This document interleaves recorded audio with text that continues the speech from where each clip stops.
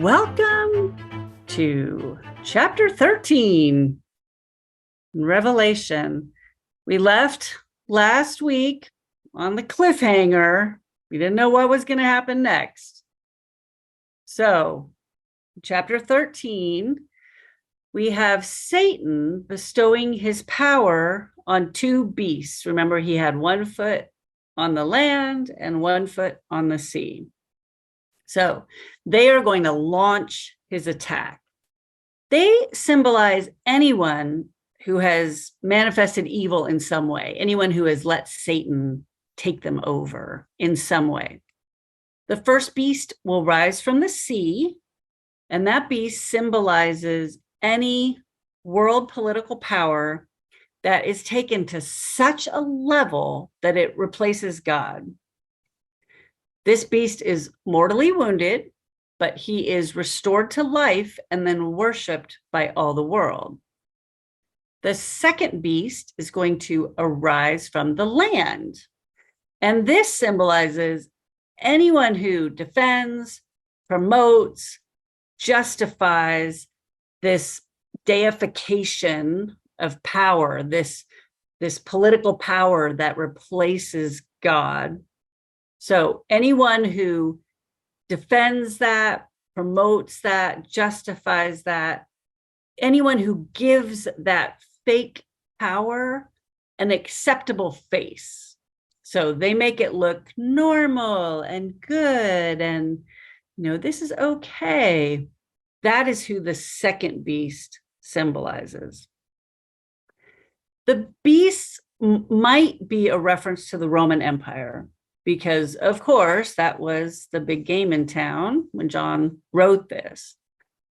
But remember that the empire is just a tool for Satan. Satan has lost the war, but he's trying to win the little battles.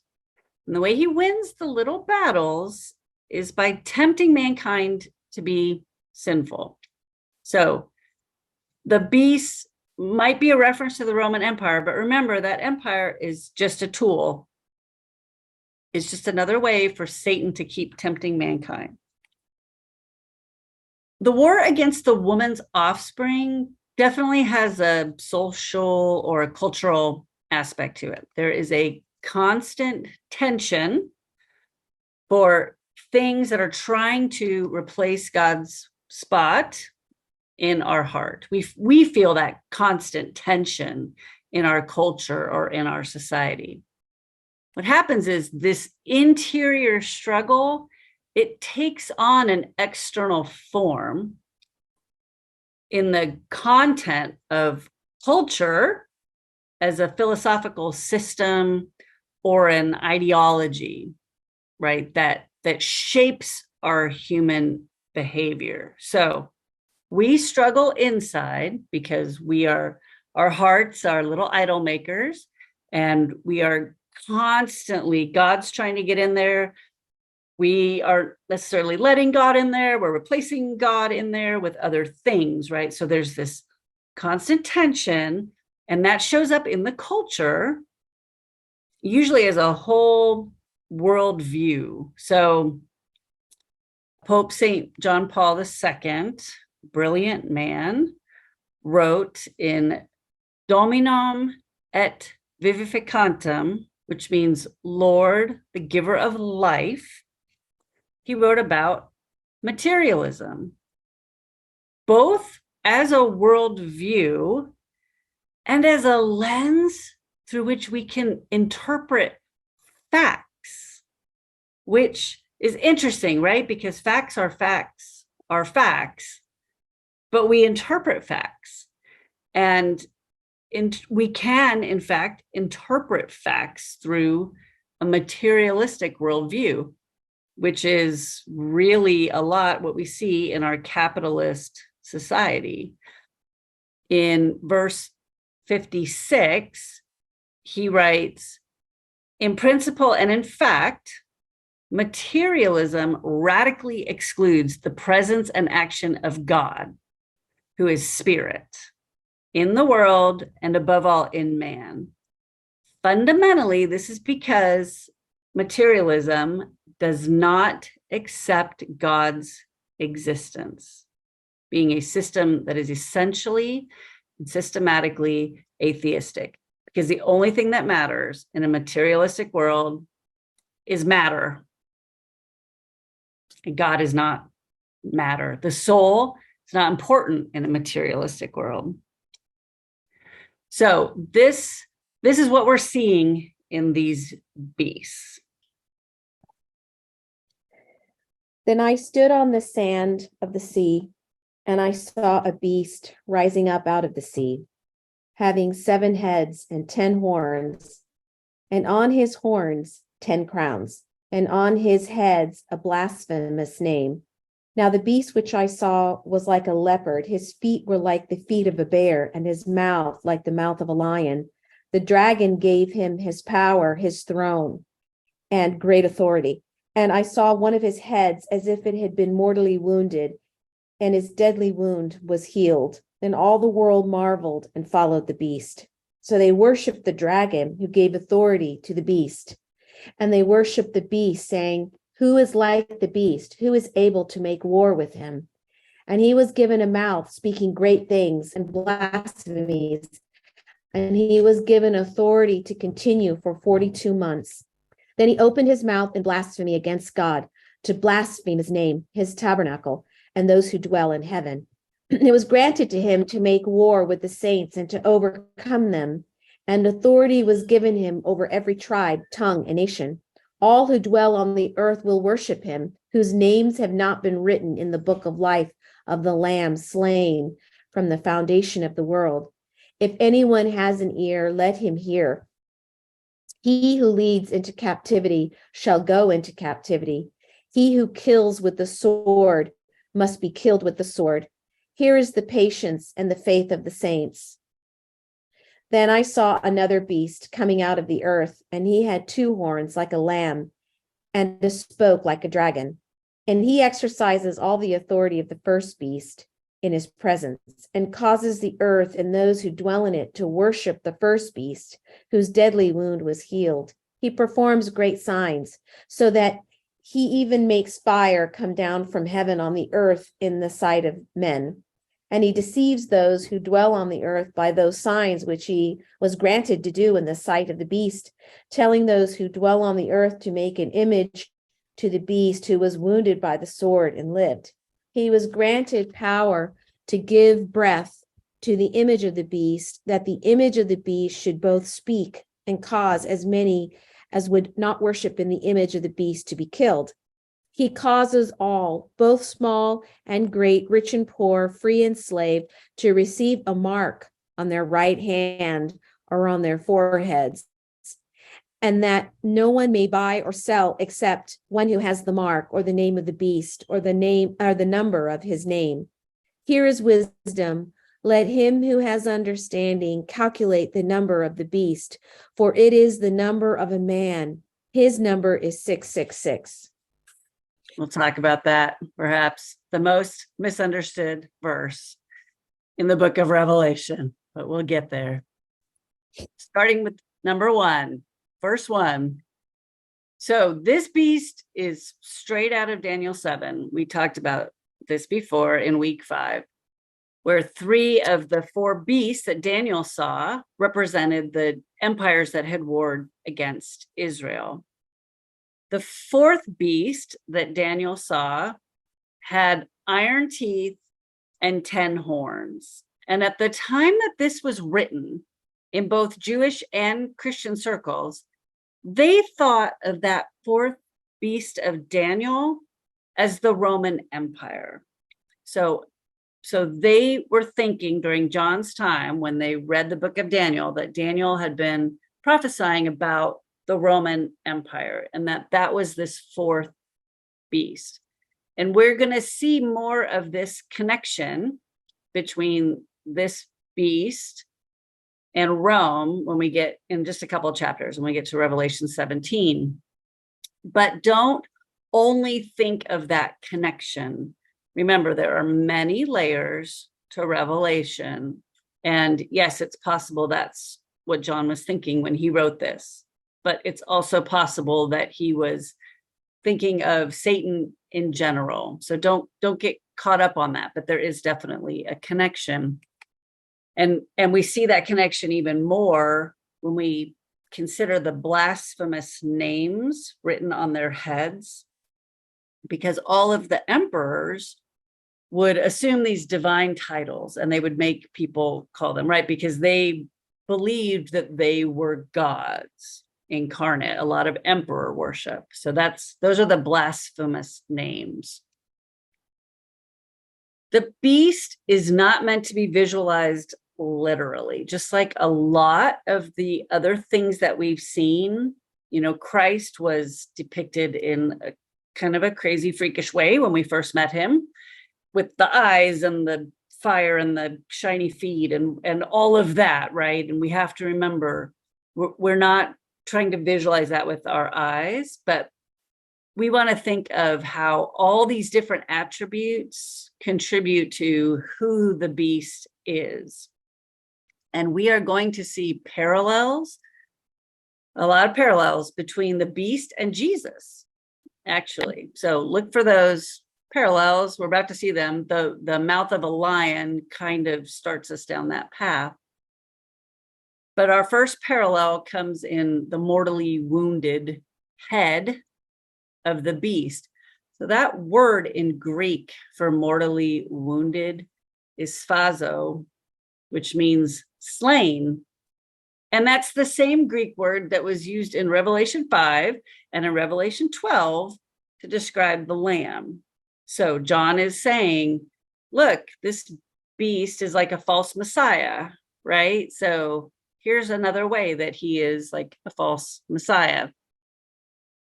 The wound might refer to a particular political crisis, because remember, this beast that's come up out of the sea refers to a world power of politics. Julius Caesar was assassinated, stabbed, right, by everybody in the Senate. We've all seen that. Et tu, Brutus, is that? Yeah, something like that. Anyway, that's the extent of my Shakespeare knowledge. So could be a reference to that. Also, there was a popular legend that Nero would come back to life and rule again. He died in AD 68 from a self-inflicted stab wound in his throat. That dude was not mentally well.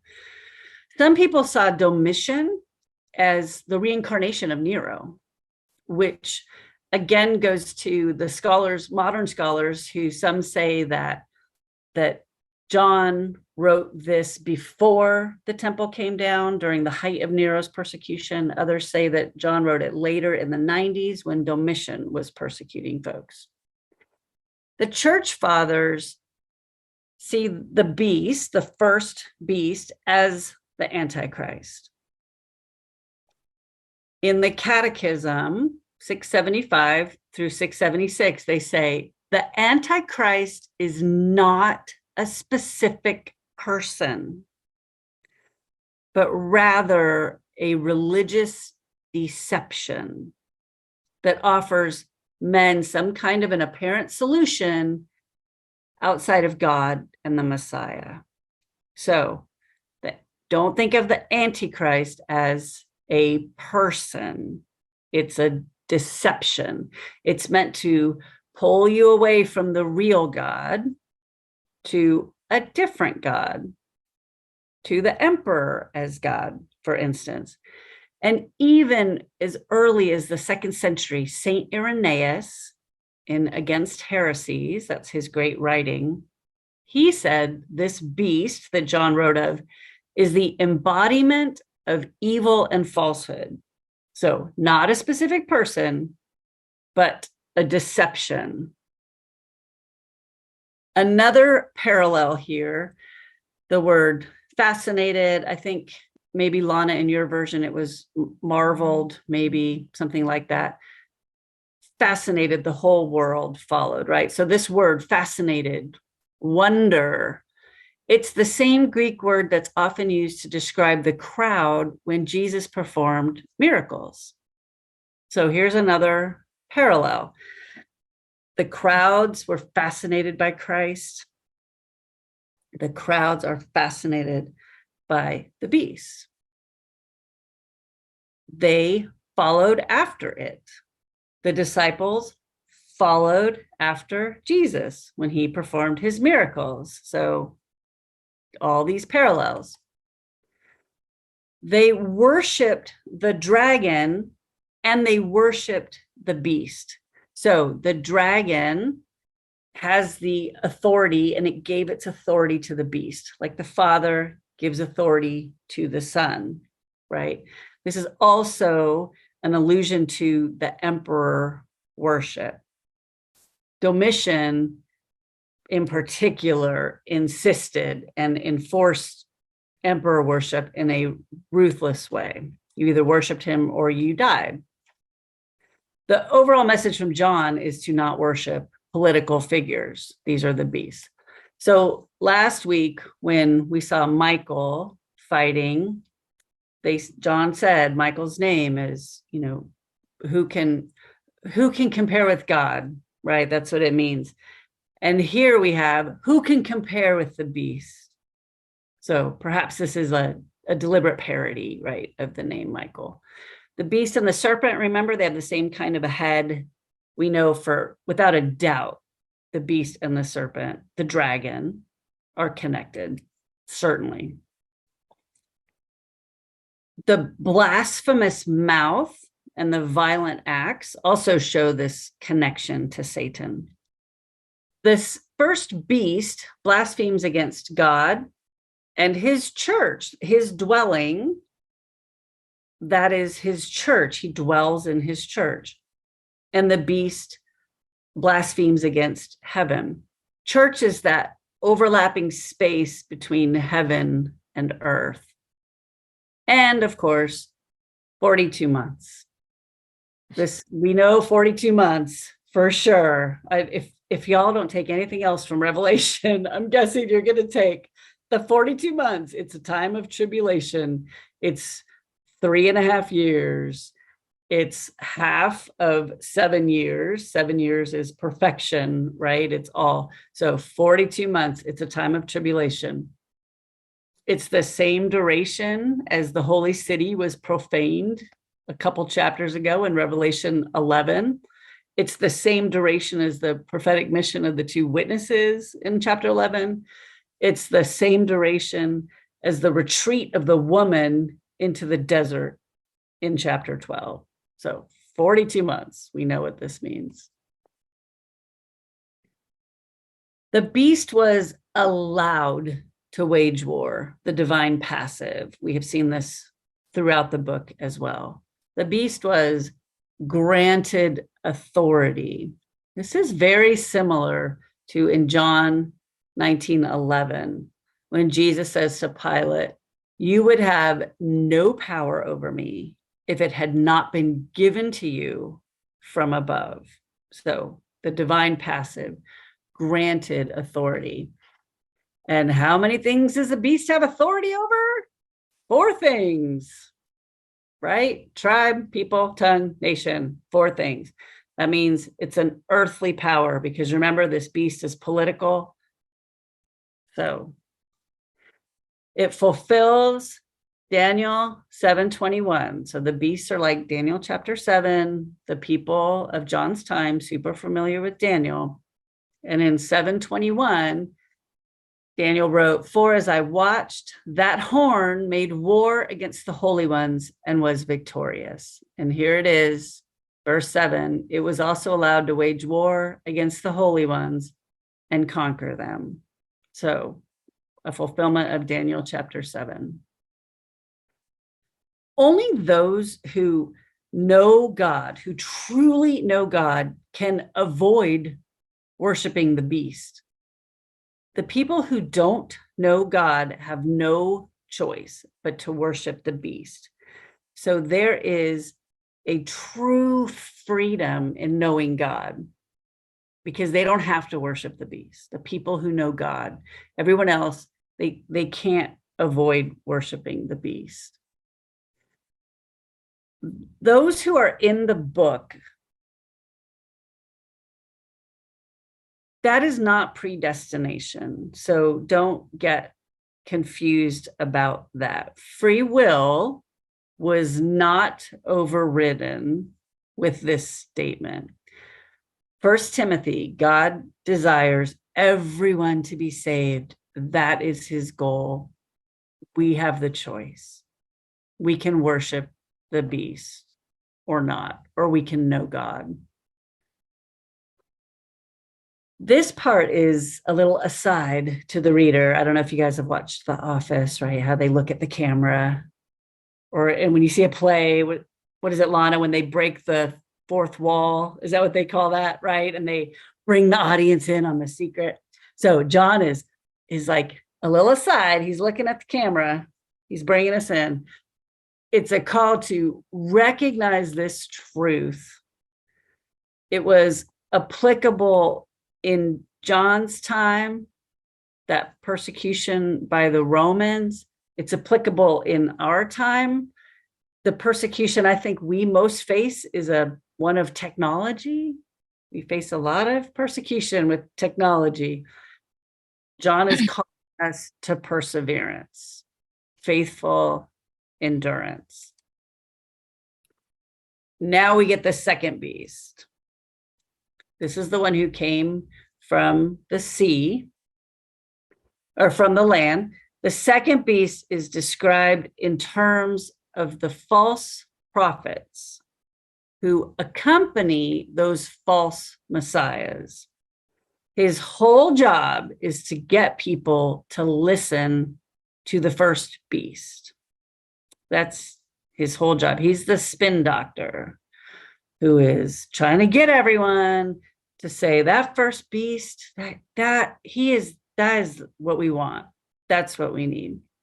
So he comes from the earth. He represents pride in earthly glory, in earthly praise. He works in the human sphere using human institutions and customs. He has two horns, makes him look really wise, but we know only God has true wisdom. Back in the times of the emperors, the Christians had to worship the emperor, worship his image, or suffer martyrdom.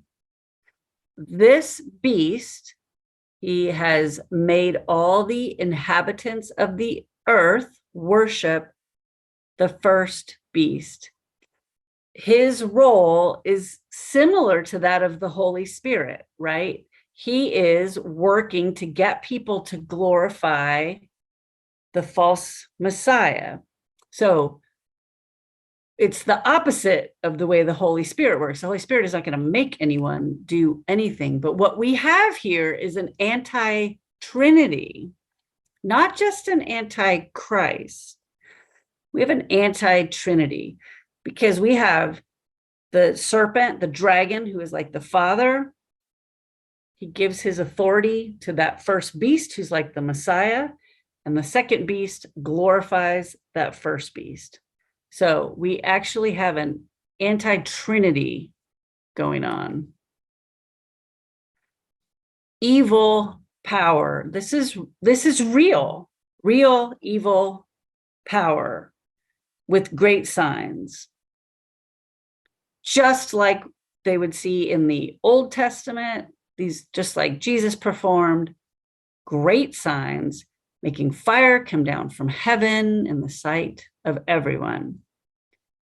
We're not sure if this second beast is supposed to represent a specific person, but it definitely represents the consequences of emperor worship.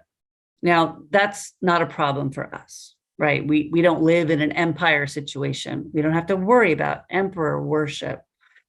But we do live in modern times in an era of militant atheism, for sure, especially here in the States, our capitalistic society, materialistic society.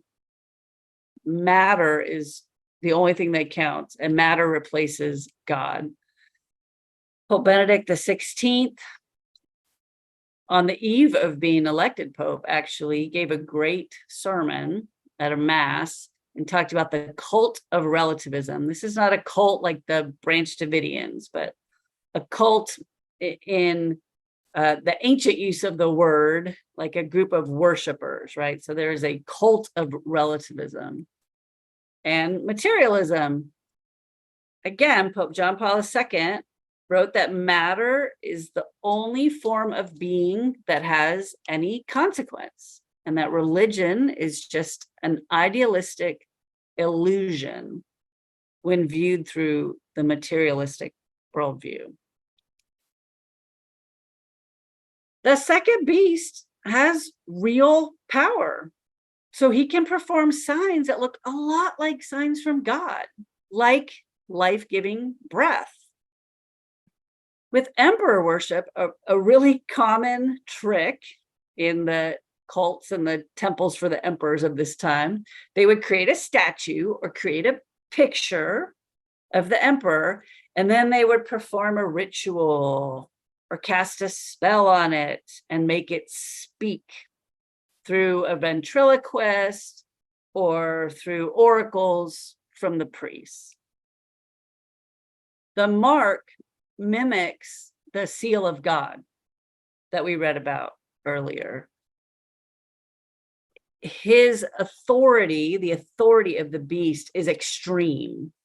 It's extreme. He denies people food unless they have this mark. This is a lot like the guilds in the letters to Pergamum and to Thyatira. Do you remember those Christians? They were being persecuted because they wouldn't worship the gods in the marketplace, and so they couldn't sell their stuff. So John had written to them earlier, like, don't fall for that. So this seal of the beast is a lot like the guilds and what they were dealing with. So here we go. The number of the beast, 666, right?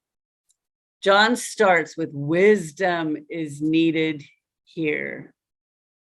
Do not get wrapped up in the actual number. It's not important. Thinking of all the symbolism we've seen to now, we can recognize the signs of the Antichrist based on the attributes that are described.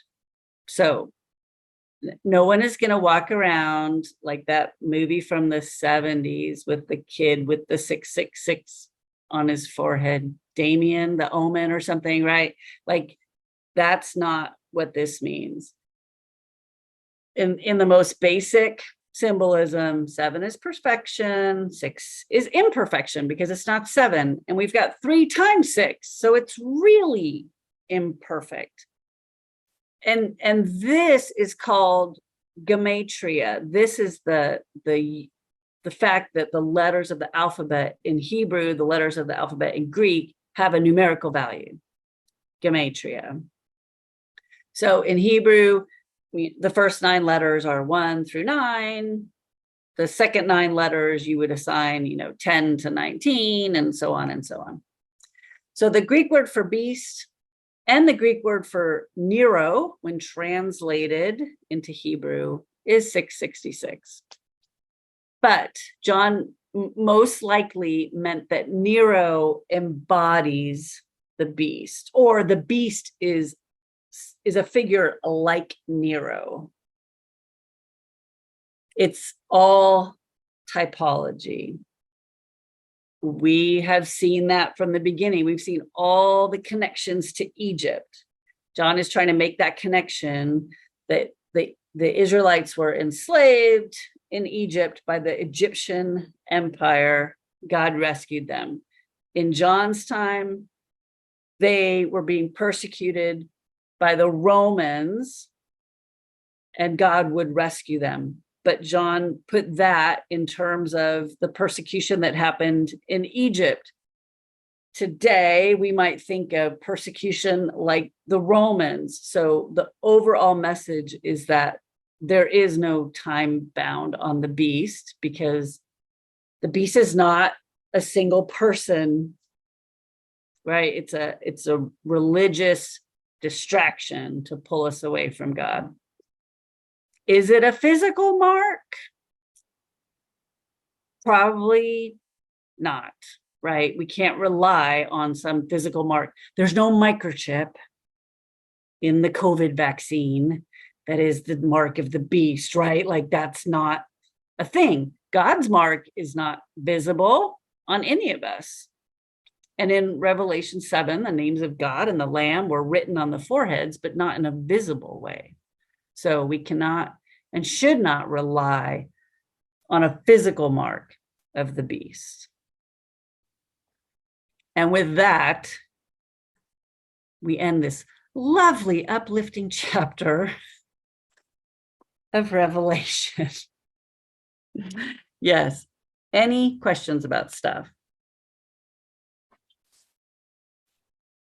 I can't remember the verse, but you said those who don't know God will go to the beast, or right. They will. If you don't know God in your heart, you're not going to be able to recognize the beast, and you will be drawn to the beast. The beast is magnetic. The beast is charismatic. People follow him, right? He looks great. And if you don't know God, you're going to think, wow, look at those signs and wonders. And she's just great. So they're not going to have a choice but to follow the beast. and that's because we know the signs, because the Bible has told us what the signs are. Yes, our faith, scripture, our tradition, the writings of the church fathers. So, yes, we know. Now, is it possible that we still might not recognize the beast right. versus the Messiah? Yes. Is that why we call on our faith? Yes. Is that the importance of prayer, the importance of surrounding yourself with faithful people? And I don't mean only Catholic people, right? By any stretch. The person who brings me closest to God, my best friend, is Methodist. But she represents God to me in the biggest, best way. And so she knows God. Mm-hmm. She is one of the faithful. Mm-hmm. And yes, so when we surround ourselves with folks like that, then we are not distracted by the materialism. We're not letting something else replace God in our hearts. So important. I know I find when I listen to whatever music I'm listening to, it's still rolling through my head 3 or 4 hours later. So if I just walked out of Mass and I have whatever the closing hymn was in my brain, I'm still humming it 3 hours later. If I've been listening to Eminem, I'm rapping that 3 hours later, right? Like what you put in is what you are going to get out. So yes, we surround ourselves with godly people who show us God. It makes it easier for us to see God and recognize his signs. Anything else weird, strange? I mean, all of it is weird, but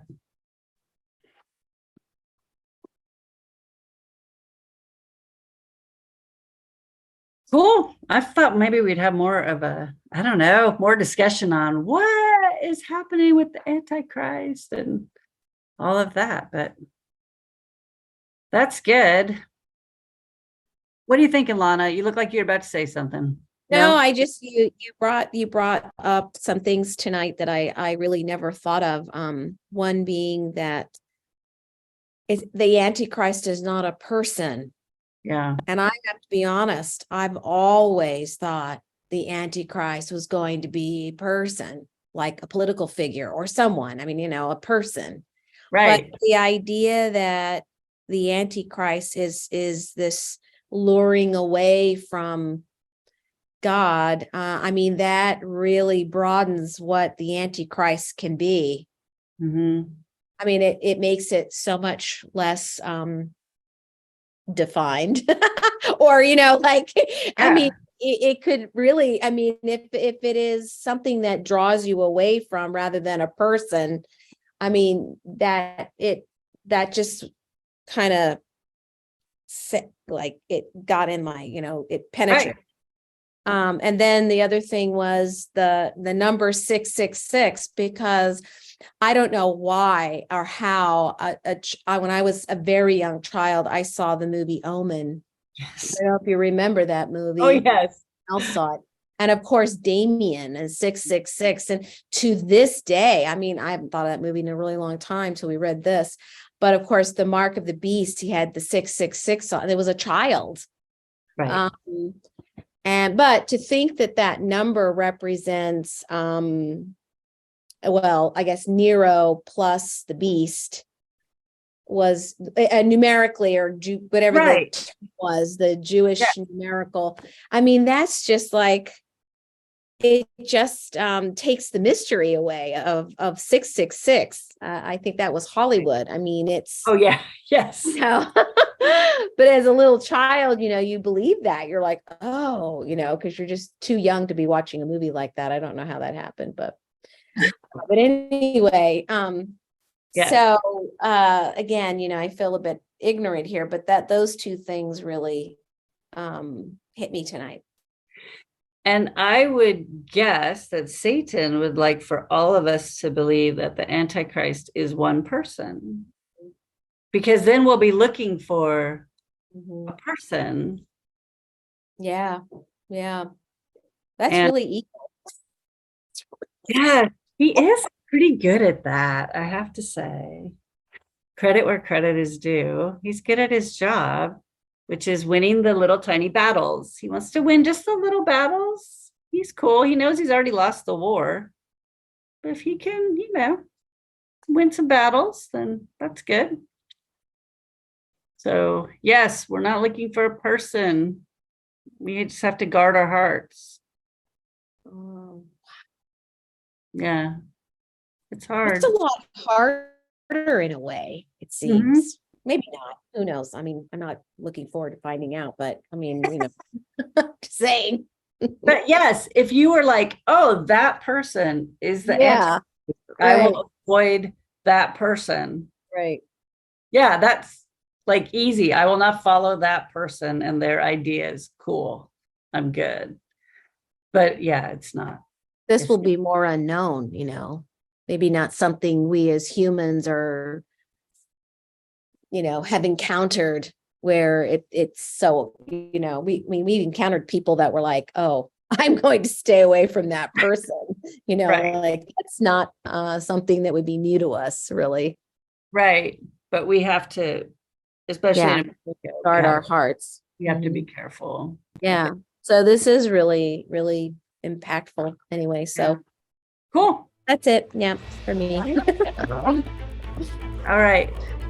Thank you, Erin. Bye. Later.